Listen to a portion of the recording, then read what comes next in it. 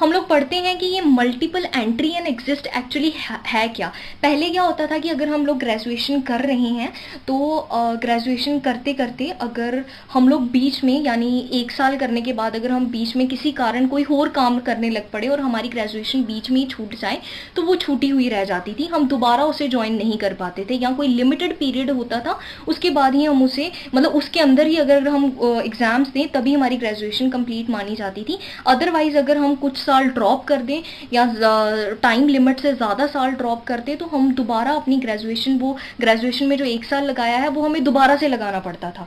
तो ये जो सिस्टम है वो ख़त्म कर दिया जाएगा। मल्टी एंट्री एंड एग्जिस्ट जो है वो ऑप्शन बच्चों को दिया जाएगा। मान लीजिए अगर आप फर्स्ट ईयर में हो, अगर आप ग्रेजुएशन आपकी 4 साल की है और आपने फर्स्ट ईयर जो है वो अपना कंप्लीट कर लिया है और फर्स्ट ईयर के बाद आप कहीं और या किसी और वजह से वो कोर्स नहीं कर पा रहे हो या ग्रेजुएशन बीच में छोड़ दी है, तब भी आपको फर्स्ट ईयर कंप्लीट करने के लिए सर्टिफिकेट दिया जाएगा। आपका वो 1 साल ग्रेजुएशन में किया हुआ बर्बाद नहीं होगा। और इसी तरह अगर आपने 2 साल लगाए हैं, 2 साल के बाद आपने ड्रॉप कर दिया है तो आपको क्या होगा, डिप्लोमा सर्टिफिकेट मिलेगा। अगर आपने 3 साल लगाए हैं उसके बाद ड्रॉप किया है तो बैचलर डिग्री का सर्टिफिकेट मिलेगा। और 4th साल है, 4 साल लगाए हैं तो डिग्री का सर्टिफिकेट मिलेगा। मतलब ग्रेजुएशन में लगाए हुआ 1 साल भी, 6 महीने भी आपके लिए बर्बाद नहीं जाएंगे, चाहे आप बाद में जितने मर्जी टाइम के बाद फिर से रीजॉइन कर लें उस सिस्टम को। उसके बाद क्रेडिट सिस्टम जो है वो इंट्रोड्यूस किया जाएगा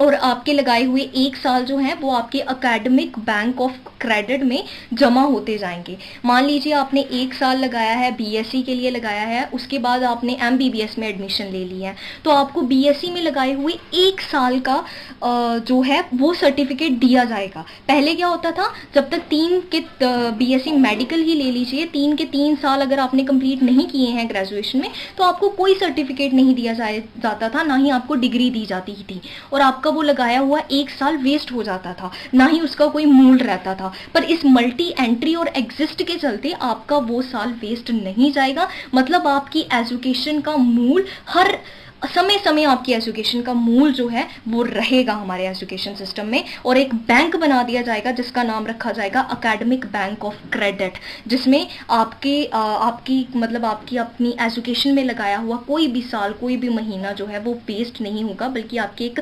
एकेडमिक बैंक ऑफ क्रेडिट में जमा होते जाएंगे वो, और आपको आपकी की हुई पढ़ाई का सर्टिफिकेट्स, डिप्लोमा जरूर मिलेंगे।